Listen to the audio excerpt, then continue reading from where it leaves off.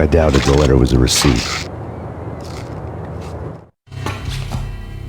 Rico Muerte had come to town to do more than just sort out family troubles. Exhibits number 1, 2, and 3. A briefcase of money, a sniper rifle, and an envelope with one word neatly printed on a folded piece of expensive paper. Mayor.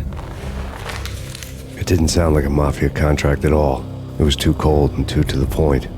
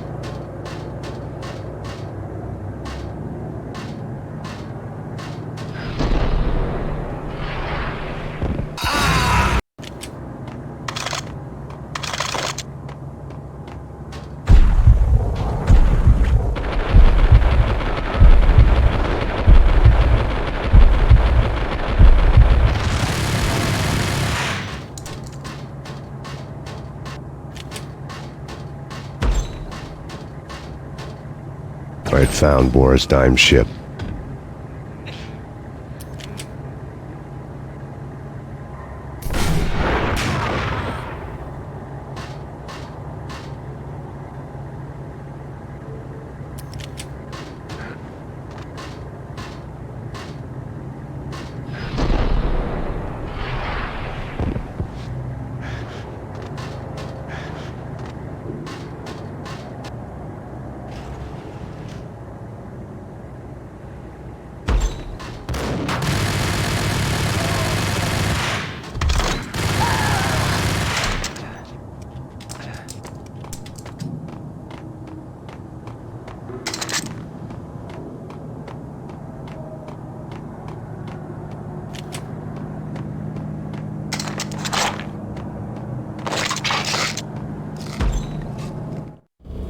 Rust had crept over the sides of the cargo steamer a long time ago.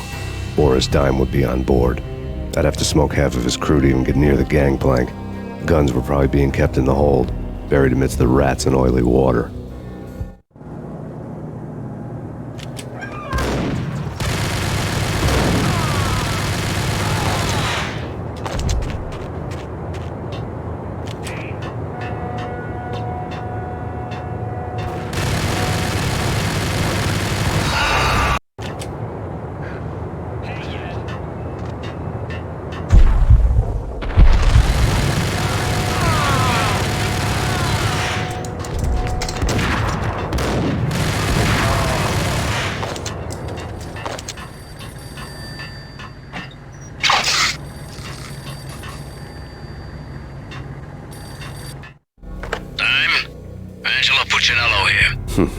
Angie, tell me, how much did Dime cost you?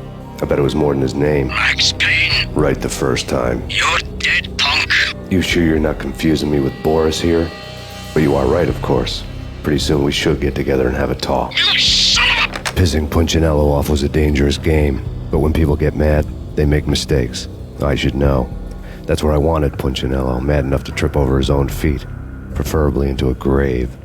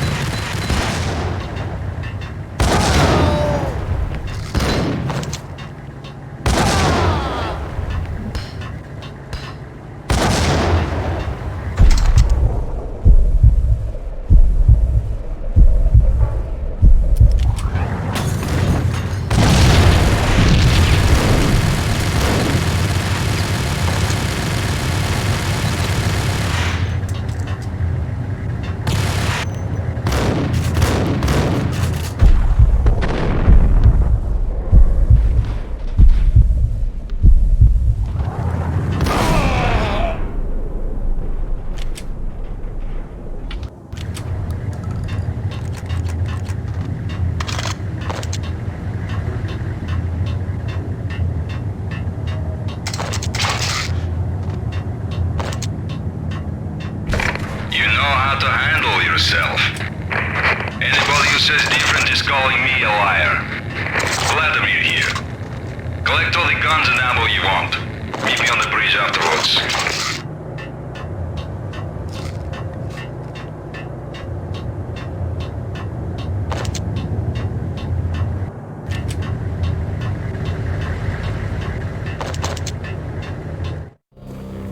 Did you get everything you need? Check. I owe you. Anything you need. This is my solo. When I'm through, Punchinello won't be anybody's problem anymore. Clear as vodka. But anytime you get between a rock and a hard place, just whistle. This could be the beginning of a beautiful friendship. You really get a bang out of this big-time gangster act, don't you?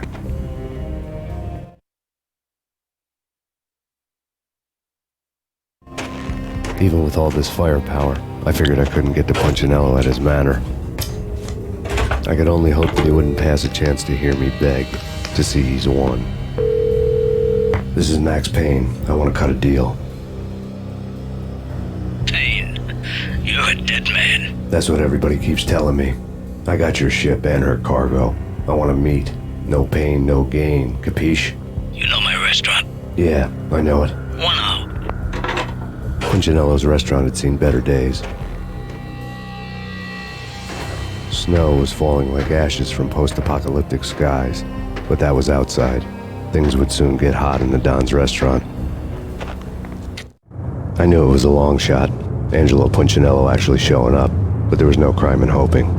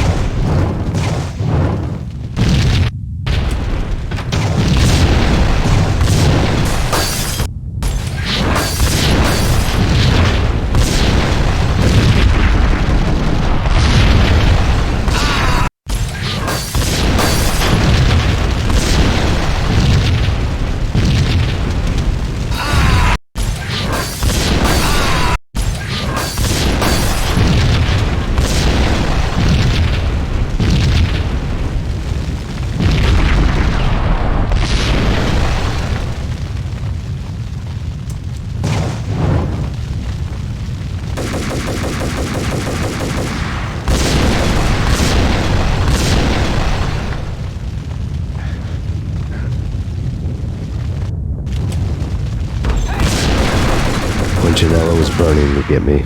The feeling was mutual. He was trying to put out my flames with gasoline.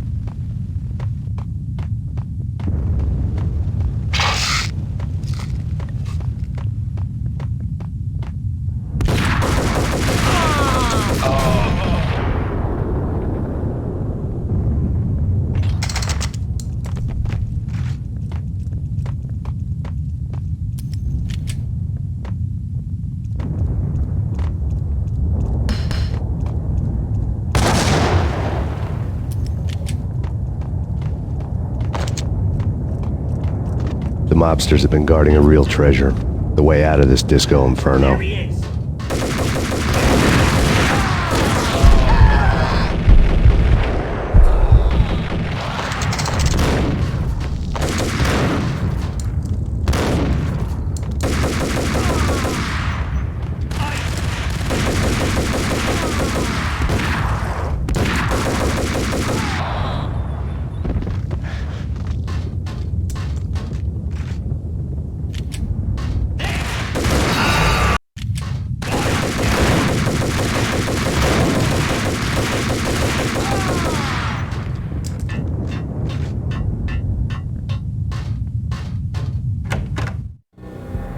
Vlad had seen my smoke signals. The Mercedes was revving to go, almost drowning out the Banshee well of the sirens. You coming? We'll drop you off at the Punchinello Manor. Sounds good to me. When this is over, look me up. I could use a professional like you. I'll keep that in mind.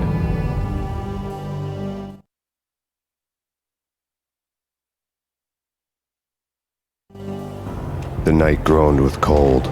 The garden lights flickered nervously. In their light, the falling snow was dead white before the darkness ate it up. I had heard the stories. The trio were mad dogs. They'd have hung the heads of their enemies over the manor gates if the capo had only let them. Punchinello wanted Payne. He'd see the pain. The trick in my situation was that there was no trick, no matter what the movies tell you. No rules, no secret mantra, no roadmap. It wasn't about how smart or how good you were. It was chaos and luck, and anyone who thought different was a fool. All you could do was to hang on madly, as long and as hard as you could. Someone had graciously left the back door open for me and killed the guards. My money was on Mona. I knew the trio would be standing between me and Punchinello. I had read their rap sheets, thick as phone books. No one would be walking out of here alive. The numbing cold of the broken night had followed me in. Upstairs, the trio tangoed down the manor halls to the silent rhythm of their murderous hearts. The blood of their victims rust on their lips. Vince Mignano, Pilot Providence aka Big Brother, and Joe Deadpan Salem. The pistol was a frozen lump in my hand, piercing the skin, gnawing me to the bone.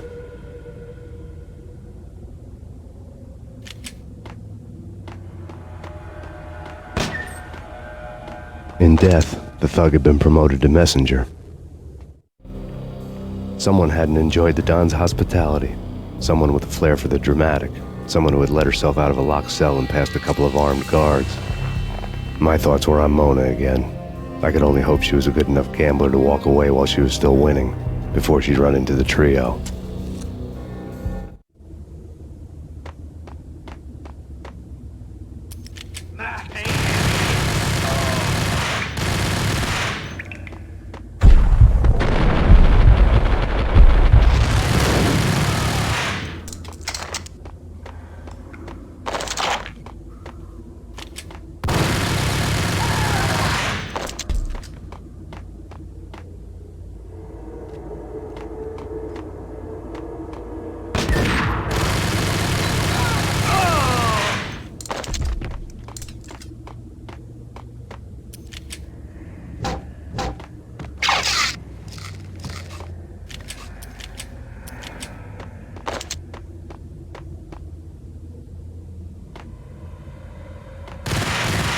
Someone get the guys from upstairs!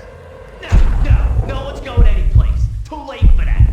He walks in, we... The Joe and Pilot won't get the credit for this kill.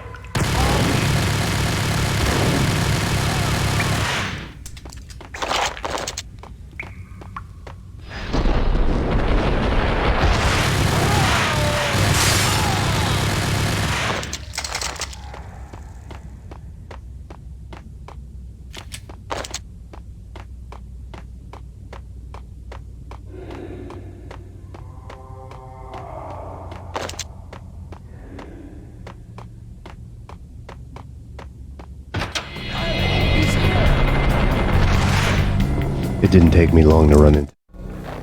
The word on Lisa Punchinello was that she was a bit of a witch. The tarot cards on the kitchen table fit the picture. They weren't my kind of cards, but I was willing to take a crack at the hand Mrs. Punchinello had dealt. The first card was the tower. Maybe that was supposed to be the manor. It got easy after that. The devil was the master of the house, and death was me, coming for him. The trio.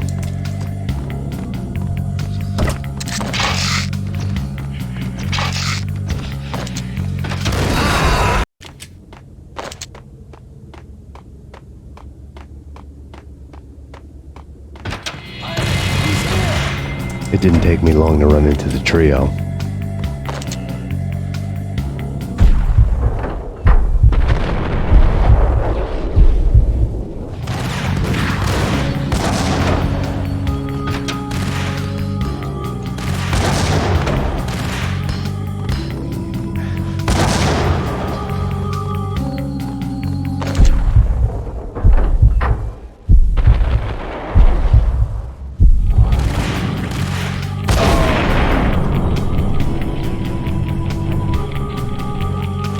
Down, 2 to go.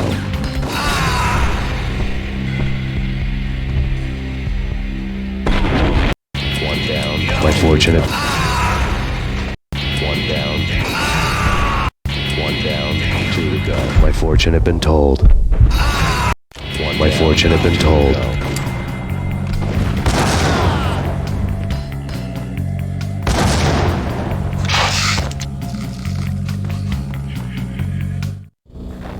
The word.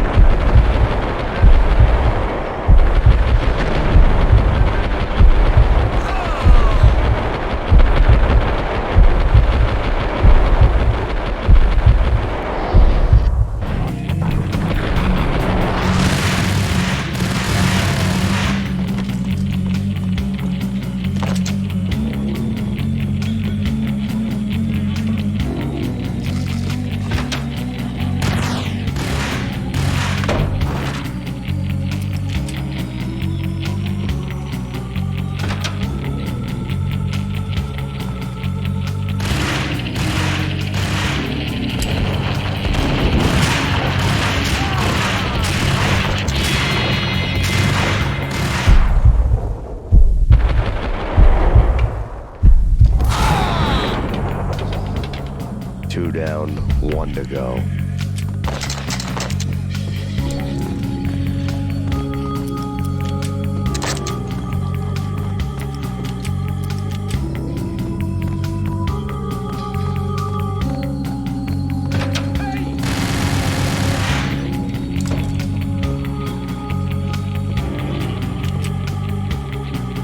Don't stop at him! This will stop anything. Hey, come.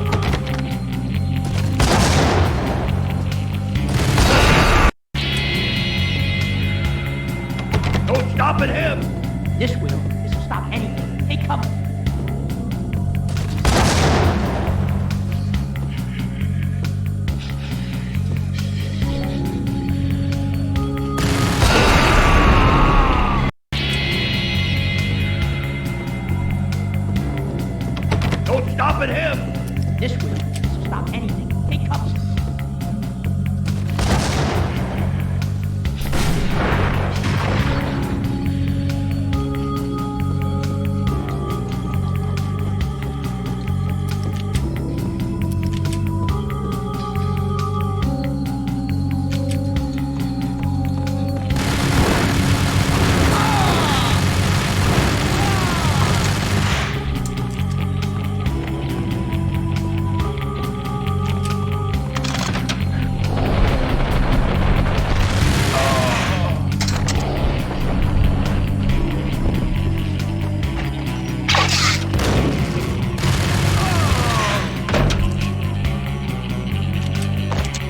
It was too late for her.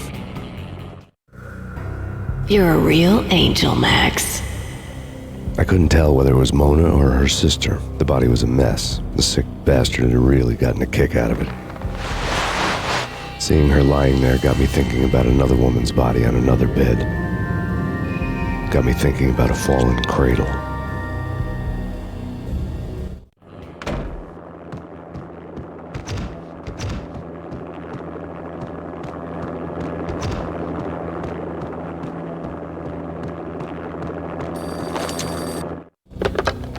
Max Payne. Talk to me. Alfred Woden. You've got company. An armed helicopter just landed on the manor grounds. You must hurry. The more the merrier.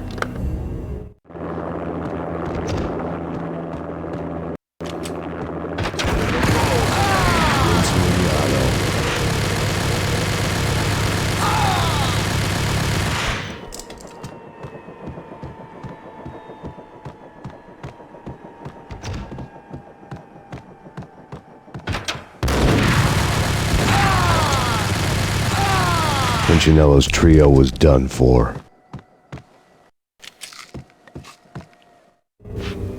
Outside my door. Hurry. He's coming for me. You gotta hurry. Please. I could hear Punchinello on the phone begging for help. He should have been saying his goodbyes. Punchinello was a pushover. The moment I stepped into the room, he folded like a deuce before a royal flush. No, wait. I was just doing what I was told. I couldn't refuse. She's someone high up. Government, maybe. I don't know.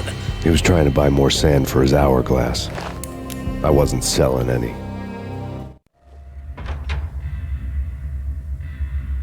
No, I told him nothing.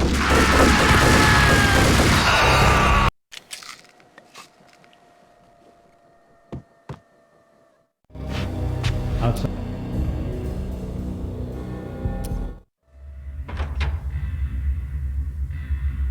No, I told him nothing.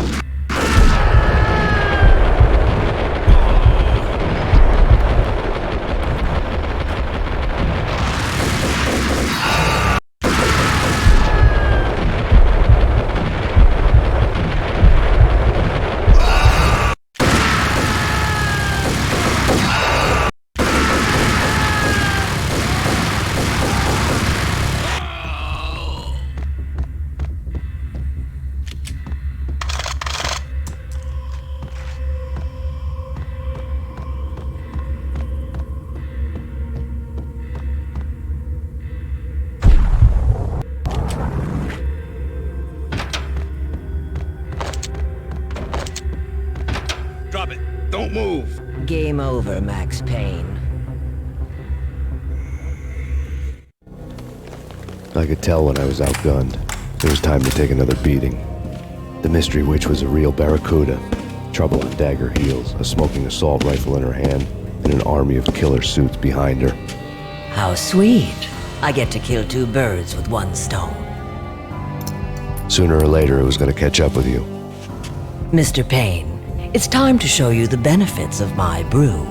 Be a good boy now. You'd find that Lady Luck was really a hooker. You were fresh out of cash.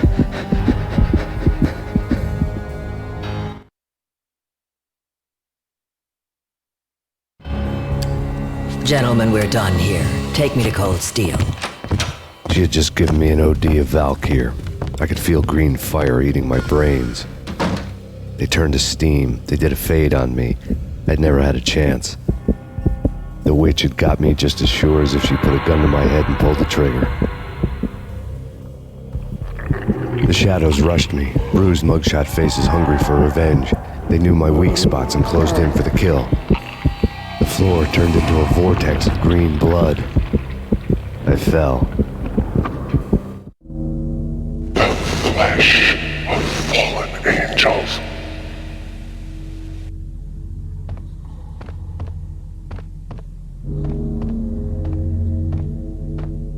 Who's there? Max? Max, is that you? Max? Where are you, Max? Please. No, please, Max, no. I'm sorry. Please don't, Max, no. Please. Max? Where are you, Max? Please. The letter was staring at me.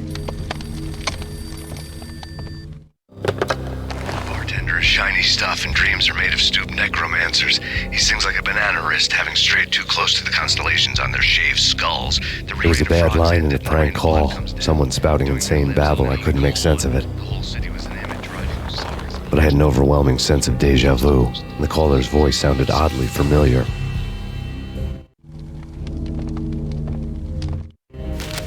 There was something disturbingly familiar about the letter before me. The handwriting was all pretty curves. You're in a graphic novel. The truth split my skull open, a glaring green light washing the lies away. All of my past was just fragmented still shots, words hanging in the air like balloons. I was in a graphic novel. Funny as hell. It was the most horrible thing I could think of.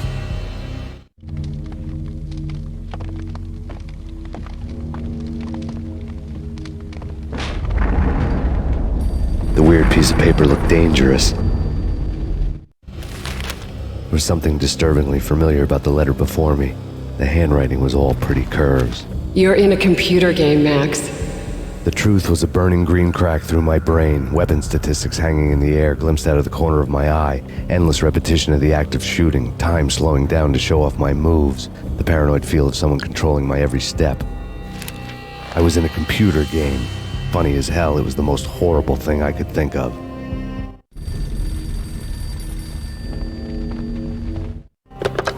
Don't lose it. It's Valk here. The drug. Snap out of it. Try to remember. It was a bad line in a prank call, someone spouting insane babble. I couldn't make sense of it. But I had an overwhelming sense of deja vu, and the caller's voice sounded oddly familiar.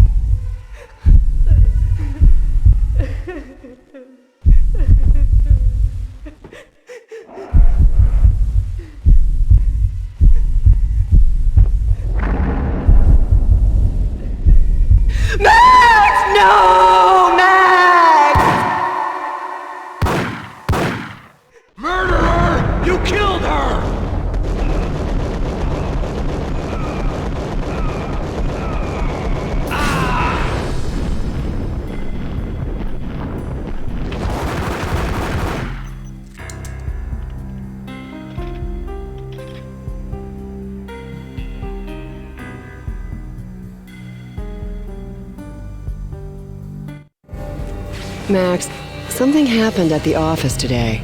A strange memo. Something about Vikings.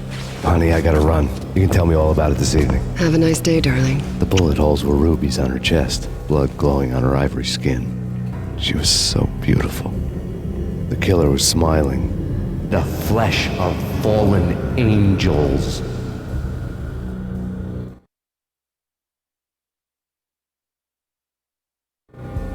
Slowly, the green nightmare faded, leaving dark stains on my soul that would never come off. I felt like flatlining. I was all shook up. I woke up in a cold sweat, sick and tired to the bone, lying in a puddle of my own puke. The hag had said take me to Cold Steel before it had all gone crazy. It was a clue, the only one I had. It took me forever to crawl back to my feet and hit the road, but when I did, I drove straight to Cold Steel Foundry outside the city. There was a whole lot of action around the place for a freezing winter night. Trucks coming and going, men running. I had the drop on the mystery witch. She thought I was dead. I was on her blind side. I was going in. The bad trip had put me in a crazy mood, adrenaline pumping through my aching veins. Staggering on the mill roof in ice and snow and wild wind, I was a ninja. My kung fu was strong. I wasn't kidding anybody. At best, I was Superman on kryptonite about to fall through a skylight, down to where it was all going down. A half-abandoned industrial area in the middle of nowhere. The factory was a perfect front for any number of illegal activities.